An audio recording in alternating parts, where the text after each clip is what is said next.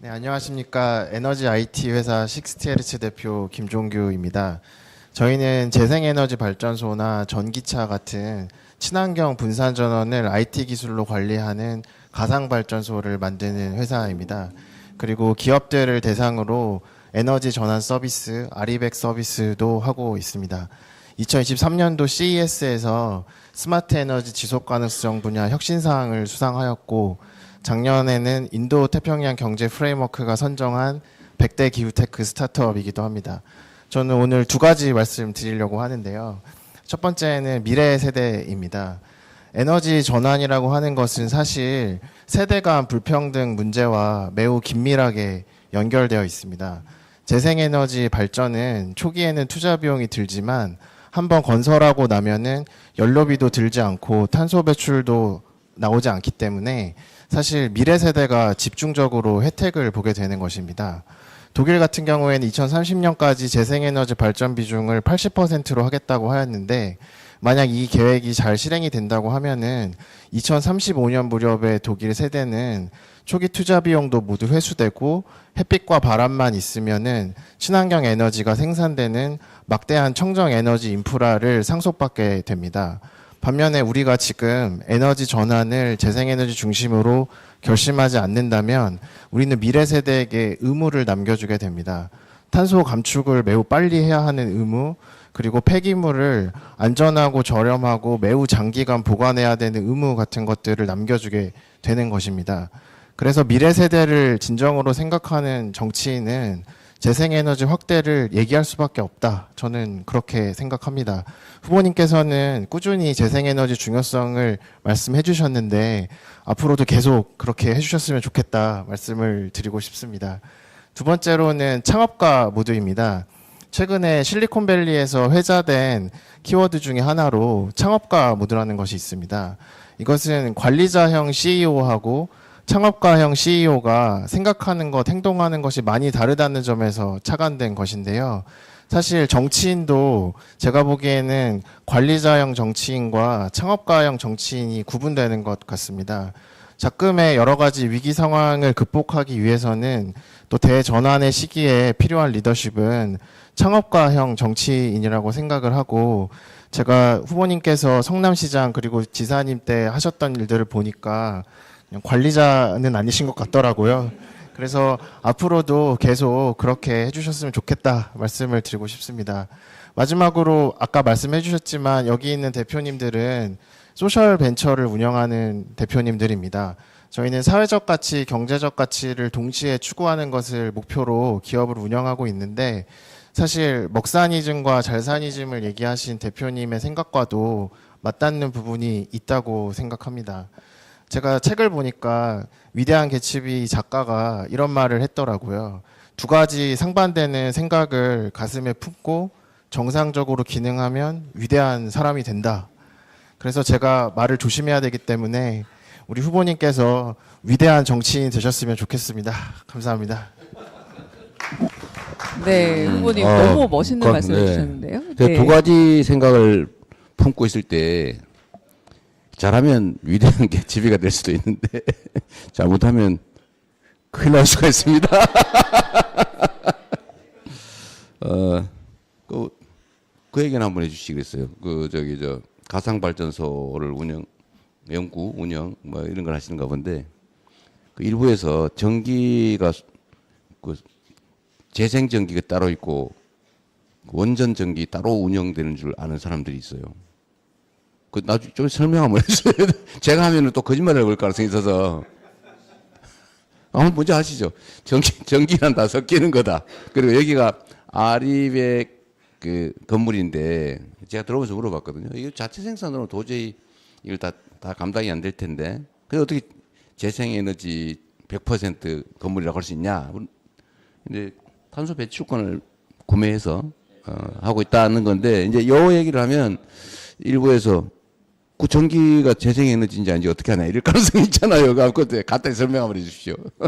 간단히 설명하기가 굉장히 어렵지만 한번 해보겠습니다. 이해하기, 그분도 이해할 수 있게. 네, 일단 전기라고 하는 것은 기본적으로 빛의 속도로 움직이는 것이고 저장이 되는 것이 아닙니다.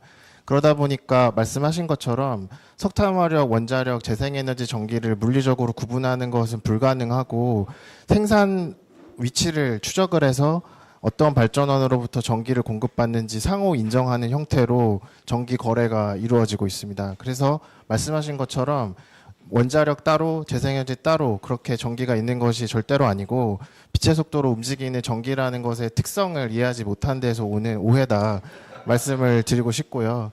그리고 재생에너지를 거래하는 방식은 국제적으로 크게 네 가지 방식이 있습니다. 가장 쉬운 거는 발전소를 직접 짓는 게 있겠고, 두 번째로는 발전소랑 직접 계약하는 방식이 있고, 그리고 세 번째로는 재생에너지 공급 위치를 추적을 해서 인증서 거래를 하는 방식 같은 것들이 있습니다. 마지막으로 한국전력이 마련한 녹색요금제를 이용한 방식이 있습니다. 모든 글로벌 기업들은 이 네 가지 재생에너지 조달 방식을 조합을 해서 아리백을 하고 있고, 한국도 이 네 가지 방식을 조합을 해서 기업들이 아리백을 하는 것입니다. 따라서 이러한 거래 방식이 발생하게 된 이유를 잘 생각을 해보면 아까도 말씀드린 전기라는 것의 물리적 특성으로 인해 거래 방식이 그렇게 생길 수밖에 없는 것인데, 마치 이것을 오도해가지고 원자력 발전소로부터 전기선을 뽑아서 이 건물에 꼽아야 된다, 재생에너지 발전소로부터 전기선을 뽑아서 이 건물에 꼽아야 된다, 그런 식으로 생각하시는 분들이 있는데 그것은 잘못 생각하고 계신 것이고 무지의 결과다, 이렇게 말씀드릴 수 있습니다. 제가 이제 정치를 하는 사람이니까 더 간단하게 이 또 단순화하면 또 그걸 꼬투리 잡을 가능성이 있는데, 검수하면 제가 예를 한번 들어볼게요. 수돗물은 한강물을 원수로 한 수돗물 또는 그 금강을 원수로 하는 수돗물이 계통이 달라, 그죠? 수온이 달라. 그래서 이거 물이 다릅니다. 근데 전기는 섞여버리, 생산하는 순간에 전력선에 인입되는 순간에 다 똑같은 전기가 돼버리죠. 구분이 안 되기 때문에 아까 말씀하신 대로 대한민국의 재생에너지가 9%가 생산이 된다. 그럼 9% 분량만큼을 거래하는 거죠. 이거 양으로 하는데 추상적이죠, 그러니까. 그래서 그거를 그 중에 9% 중에 내가 1%를 쓰겠다고 하면 그 추가 비용을 주고 그걸 쓰는 걸로 치는 거죠. 예.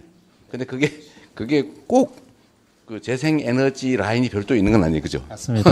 저희가 아까 그 언급하신 4개 중에 세 번째 방법으로 특정한 곳에서 나온 재생에너지를 구매한다라는 조건으로 산 건데요. 저희는 제주 한전 전선이 들어오는 맞습니다. 예. 어쨌든 그걸 좀 이해하라고 한번 해봤고요. 가상 발전소도 사실은 이해를 잘 못하는 경우가 있는데, 그것도 아주 간단하게 대중이 이해할 수 있게. 이게 사실은 재생에너지 사회에 제일 중요한 게 그 에너지 저장 시스템하고 가상 발전소잖아요. 이 두 가지가 핵심인데 간단하게 알아들을 수 있게 한번 설명 한번 해주세요. 네, 기존의 석탄화력이나 원자력 중심의 세상에서는 큰 발전소가 몇 개 있는 상황이라고 말씀드릴 수 있는데, 재생에너지나 전기차 같은 것들이 중심이 되는 세상에서는 작은 발전소가 굉장히 많이 있게 됩니다. 그래서 이것들을 효율적으로 관리하기 위해서 IT 기술을 활용을 해서 이 발전소들을 연결하고 관리하는 기술들이 나오게 되는데, 이것이 가상 발전소라고 하고, 이 가상 발전소는 작은 발전소들을 모아서 발전량도 예측해주고 에너지도 저장해주고 그런 서비스를 하는 업으로 해외에서는 굉장히 유망한 사업 분야로 발전하고 있습니다. 따라서 에너지 전환 과정에서 발생하는 여러 가지 문제들은 기술로 극복할 수 있고, 선진국에서는 그런 사례들이 이미 있는데 너무 두려워할 것이 아니라 저희가 더 빨리 전환을 가속화해야 된다 생각하고 있습니다.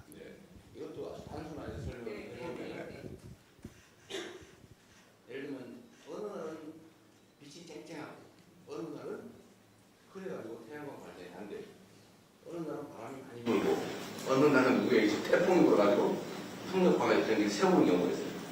이렇게 쪼말 죽었단 말이에요. 이거를 다 예측을 해가지고, 아, 태풍이 시작된다. 그러면 저기 태양광 발전도 어떻게 될 것 같다. 예측을 해가지고, 그러면 화력 발전소를 잠깐 가동하자. 네, 이런 걸 자동으로 조절을 해주는 거예요. 이거 가상 발전소. 맞습니까? 맞습니다. 그리고 제가 독일에서 좀 살다 왔는데, 그때 유럽에서 재밌는 일이 하나 있었습니다. 무슨 일이 있었냐면은 일식이 있었습니다. 네, 일식이 있었는데 일식이라고 하는 거는 유럽 전역의 태양광 발전소가 동시에 꺼지는 극한적인 상황이지 않습니까? 근데 그때도 유럽에서는 블랙아웃 같은 게 발생하지 않았습니다. 따라서 미리 대비하고 관련 산업이 육성이 되고 서비스가 준비가 되면은 이런 문제들은 극복할 수 있는 문제인데 너무 과장된 위기를 조장하는 그런 것들이 있는 것 같습니다.